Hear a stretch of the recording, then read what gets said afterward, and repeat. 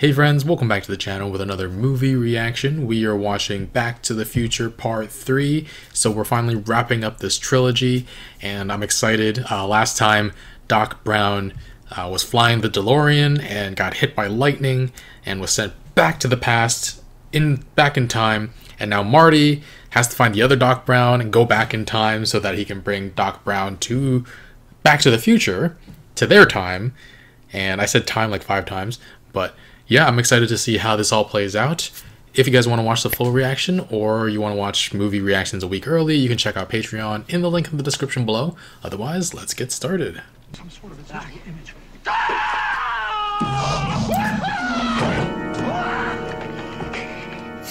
Doc, calm down, okay? Just calm down. Hey, it's Marty. Do not attempt to come back here to get me. Oh. Perfectly happy. Aww. What's Oh wrong? no. What's wrong, Copernicus? Come on. Oh, wow. Come on. He died right after sending that letter? But Buford Tannen, Biff. $180. What Biff. kind of a future do you call that? Buford Tannen, Oh my, it's Biff. man whose short temper and a tendency to drool earned him the Tendency to nickname Mad drool. Dog. He was quick on the trigger and bragged that he. And I'm going back to 1885, and I'm bringing you home. Haven't you ever seen a Western? Yeah, I have, Doc. And Clint Eastwood never wore anything like this. Better hope it's empty. Oh! No. Oh no.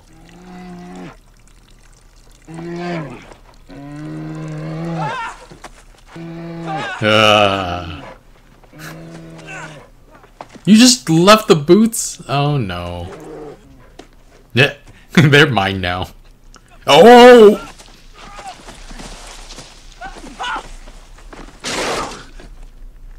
Maggie! Oh my god. It hurts mine here! I had this horrible nightmare. Dreamed Oh my god. I was in a Western. We're safe and sound here now at the McFly farm. Farm? Fly farm! And what might your name be, sir? Well, it's Eastwood? Eastwood. Clint Eastwood? Clint Eastwood. Hit your head, Mr. Eastwood. At least this time he didn't look at her boobs.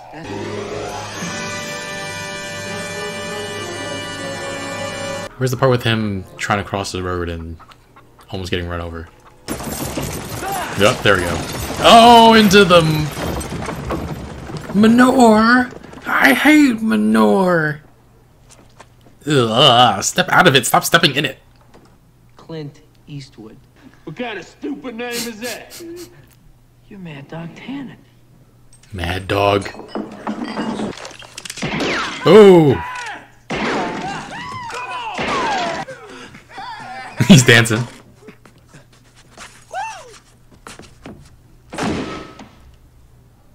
Oh!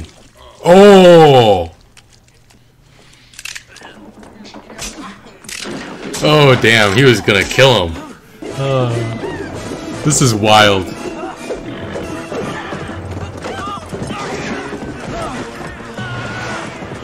Oh, damn. Oh! They'll shoot the fleas off a dog's back at 500 yards, Tannen. What idiot dressed you in that outfit? You did? You did. The idea that I could fall in love at first sight is romantic nonsense. There's no scientific rationale for that. Come on, Doc, it's not science. You meet the right girl. It's and chemistry. It's like lightning. There's not going to be a gas station around here until sometime in the next century. Without gasoline. Oh my god. Oh my god. 24! 24. To push it up to 88 miles an hour. Push it. Huh? With the train? What? What about the locomotive? It'll be a spectacular wreck. Oh my god. I'll be around to see it.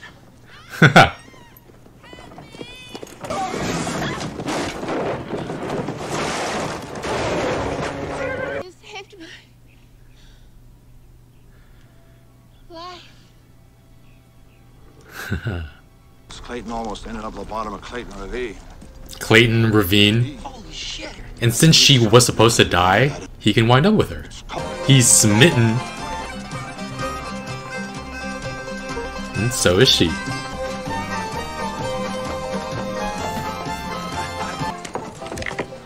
I told you to watch your back, Smithy. Lieutenant, you're early. Excuse me, I don't know who you think you are, but we're dancing. Look at what we have here. Ain't you gonna introduce me to the lady? I'd like a dance. I bet there's something you can do that's worth $80. I believe you've underestimated me, mister. Oh! Oh! Oh! I damn you! Frisbee! His hat. Just leave my friends alone. What are you, chicken? Dude, you yellow? You yellow? Marty. I do my killing before breakfast. 7 o'clock. 8 o'clock. I do my killing after breakfast. That was cool. Oh no, my great grandson's gonna die. I never ever met a man like you before. Doc? His ass cheek hanging out of his pants. You talking to me? What are you gonna say to him? I gotta go back to the future? I mean, he's not gonna understand that, Doc. Bring her with you. Doc. Blow her frickin' mind. Tell me the truth. Tell her the truth. Blow her frickin' mind. All right, then. I'm going back to the future. The future. And tomorrow I have to go back to the year. She's gonna slap him because she thinks she's lying. 85. He's lying. I do understand. I understand because you know I'm partial to the writings of Jules Verne. You concocted those mendacities in order to take advantage of me. Oh no. Whiskey. Emmett, are you sure you know what happened to you on the 4th of July? What? And in the future, He's still you don't drinking. need horses. How much has he had? None. That's the first one. He hadn't touched it yet. He just likes to hold it. Amen. Emmett, no! No. How many do you have? Just one. Just the one? Come on, Doc. Let's make some wake-up juice. Come on. Wake up juice? That pickled something or other? Oh, what the oh, holy. About 10 minutes.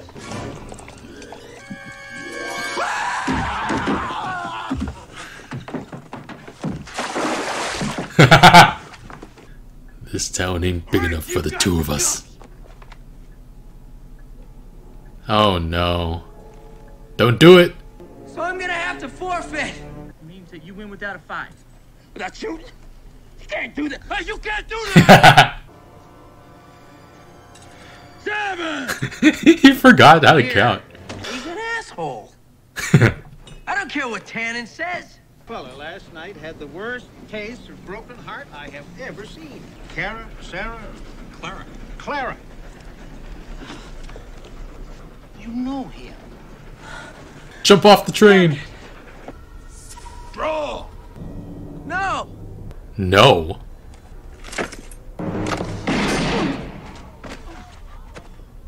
Oh, the plate that fell.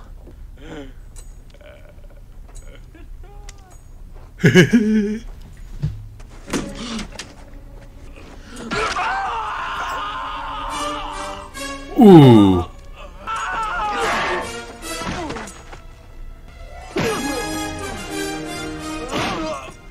Ah. You gotta punch him a little harder. There we go. Oh, he broke the tombstone. Or punched somebody. There we go. He got to turn around a bit more. Oh, manure! Perfect. Perfect. You got anything to say? I hate manure. Ah. I hate manure.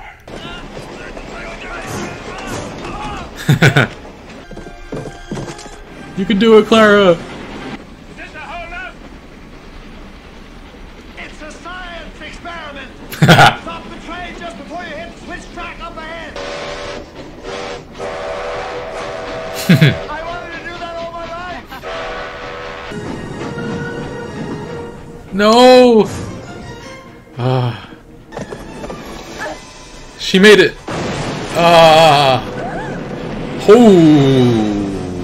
Oh my god, she's like horizontal from that acceleration.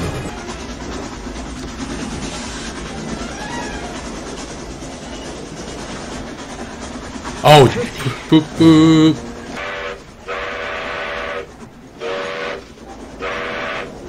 I love you!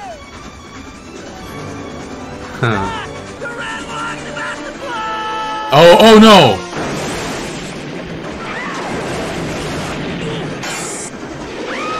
Oh!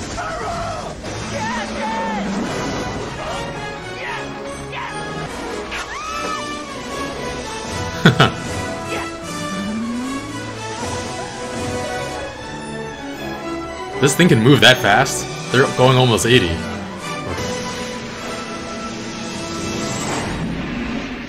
That was a little too close.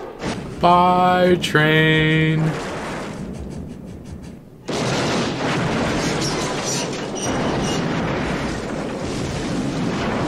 Spectacular.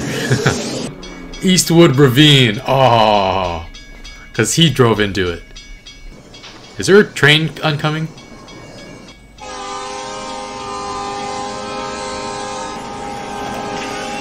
Oh, and the time machine is destroyed. No more shenanigans. How's it hanging, McFly? Oh my god. Needles? Next green light. No thanks. What are you, What's the chicken? matter? Chicken?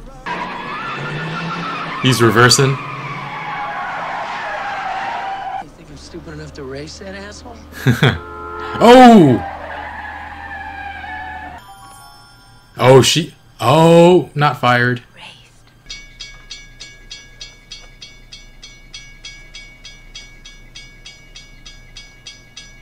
What's happening? He changed the train into a time machine. Meet the family. Jules Jules. and Vern. I brought you a little souvenir. Aww. Your future is whatever you make it. So make it a good one. Both of you. It flies? It's a flying train? Oh, that's ridiculous.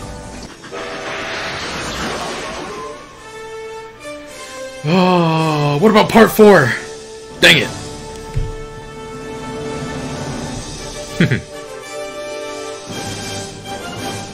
So this movie is the one that I feel like is the most different from the others in the series, I think. Like the first two take place somewhat in the same time period, and there's even a great deal of overlap in 1955. And yeah, I really appreciate how there's this like common thing going on that links all of these movies though. The first thing we see is a scene from the first movie where Doc sends Marty back to the future, and then the ending of the second movie where Marty comes back again and Doc faints. Really well done. And yeah, there are just so many comical moments in this film. The Doc from 1955 dressing up Marty in this brightly colored cowboy outfit. Marty complaining that Clint Eastwood never wore anything like this. And then in the 1885, Doc asking who the heck dressed him like that. And he winds up panicking and saying that his name is Clint Eastwood when he meets with his ancestors, Seamus McFly. And yeah, driving towards the billboard with a bunch of Native Americans and then like driving into actual Native Americans. I'm surprised they didn't have a stronger reaction to a car showing up in 1885. And I actually looked it up. They said that the first like version of the modern car was in 1886. Looked nothing like what we have now. Basically looked like a giant motorized tricycle. Let me actually post a picture of that. And we have Buford Tannen. The Tannens always causing the McFly family trouble. And we actually have Michael J. Fox portraying Marty's ancestor. Seamus, married to Leah Thompson's character. And interesting that she's not with somebody who looks more like George McFly, but with actually someone who looks like Marty McFly. But yeah, part of the film, part of the charm of this series is that every single time they tell the same kind of jokes, and it's always funny. Marty again thinking, I just had a horrible dream, and waking up to his mom or ancestor. At least this time he didn't look at her boobs and there wasn't this like sexual thing going through his mind as well. And then his first meeting with Buford Tannen, dancing while getting shot and then doing the moonwalk. This boy, I don't even know.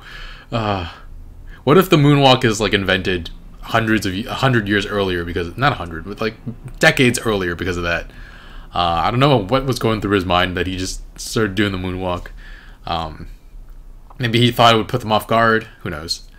But yeah, Doc comes in, saving him with this futuristic-looking gun with a scope and everything. And yeah, Marty shows him the tombstone that said it was paid for by Clara. Doc said he can't be with anyone because it might mess up the space-time continuum. But then he saves Clara, a woman that would have died anyway. So him choosing to be with her just happens to not affect anything. Doesn't affect the timeline. How poetic is that? And I like their romance. I love me a good love story in the first place, but Clara's interest in science is really nice. It's hard even now for women to get into like STEM fields because of the rampant sexism, and not to mention if you're a woman of color, there are horror stories of racism. But yeah, Clara's love for science is so pure and uncorrupted. That's like so rare even now, and it's really sweet. And then to be in the presence of a scientist, a mad scientist from the future, it's a little magical watching it all unfold. And it's that pure love for science that makes it so heartbreaking when she thinks he's using that to pull away from her when he tells her the truth. Like from her point of view, he's using something they've bonded so deeply over to break up with her, and I understand why she's so hurt. But he was telling the truth. And she finds out later that it is the truth, in fact. But going back a bit, Doc's idea to push the car with the train is just the kind of wacky, ridiculous thing I've come to expect from this series. It was just great. Really, really fun. The whole Frisbee thing to save the Doc's life was cool. Buford with the let's meet at 7. I do my killing before breakfast. 8. I do my killing after breakfast. Great line. Marty definitely has that cool factor going for him sometimes. I won't say he had it going for him when his ass cheek was hanging out of his pants, and he was like playing around in the mirror later. But Doc, heartbroken after having broken up with Clara, holding his whiskey throughout the night. He just likes to hold it. I thought he was like crazy drunk by then. And then he drinks it at the worst possible moment when they're supposed to get going. And yeah, they use this like wake up elixir on him. And Marty is able to avoid the fight at first. He doesn't want to go to the shootout. He's an asshole. Like, why should he care what Buford says or what anybody else says? And I was like, good for him. He's like learning not to get involved in like calls to against his courage. And he did wind up facing Buford, but it was only because Doc was in danger. And Doc perfectly willing to give up his life though to just let Marty get away. Though I don't know that Marty could have pulled off the plan to get back to the future without him. Either way though, Marty with the steel plate getting shot didn't engage on Buford's terms and wound up beating him into the tombstone, breaking it, and also punching him like George McFly punched Biff Tannen. It took a couple tries though. What's his name? George just like one punch and he spun around. But yeah, Marty was able to get Buford Tannen to spin around into the manure. I hate manure. It just drops out of his mouth. It's disgusting. And that train ride was pretty cool. The fact that there were like constant explosions to help that acceleration. Clara, like, she was hanging horizontally for a bit after the first. I'm surprised she was able to hang on, and I'm really glad. She was like holding on by one arm, I think, like one hand, and that's. They were accelerating. Okay, so the fact that she went horizontal means that the acceleration is more than the force of gravity, right? And so otherwise she wouldn't have gone horizontal. So she was at least pulling like. She I don't know, she looks like she's 100 something, so she's at least pulling 100 pounds on one arm, probably more, honestly. So I would guesstimate maybe 150 to 200 pounds. So with one arm, I don't know why I'm looking into the math of this, but like it just she held on like real tight. But yeah, good job to them. All that getting back together. Marty throwing the hoverboard. That was great. Doc catching it. And yeah, it was a really satisfying thing where we knew that Doc was going to be happy with Clara. And I was kind of hoping he'd take her to the future, but there was no time to get back on the car in the DeLorean. But fortunately, we'll get to that actually. But yeah, good freaking job to Marty growing up a little and not letting you yella, not letting those things get to him. And because he ignored that race with Needle, he doesn't wind up crashing into that car that caused his life to spiral. And I assume he doesn't fight unnecessary battles in the future because he got goaded into it. It's a great character development, and good for him. And yeah, it was actually really sad to see the DeLorean was destroyed though, and it feels like knowing that time travel is possible and then having no way to do it, it feels kind of sad. I can imagine Marty like thinking about it in the future. But the Doc winds up building a steam-powered train and then makes that into a time machine. This is amazing. A flying steam train time machine. So he invented everything necessary to build the flying time machine from the look of, from pre-1900s. He was able to get all that together based on how old their children looked. And yeah, he and Clara named their kids Jules and Vern. I thought for a second he was going to name one of them Marty. That would have been really sweet, but that makes sense too. But yeah, they all get to have fun as a family traveling through time.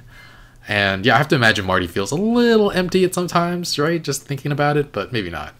Like part of him wants to go gallivanting through time again with his best friend.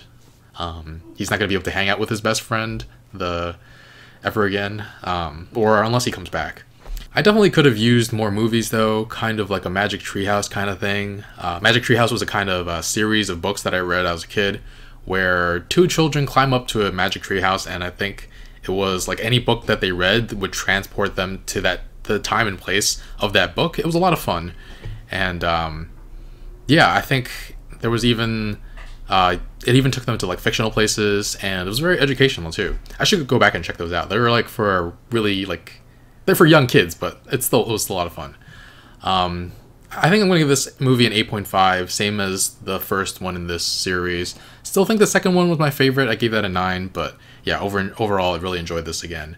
But yeah, we're all wrapped up. I'm sad that there's not more, but yeah, if you want to watch the full reaction or you want to check out early reactions to movies, you can check out Patreon in the link in the description below. Otherwise, thanks for watching, and I'll see you guys next time.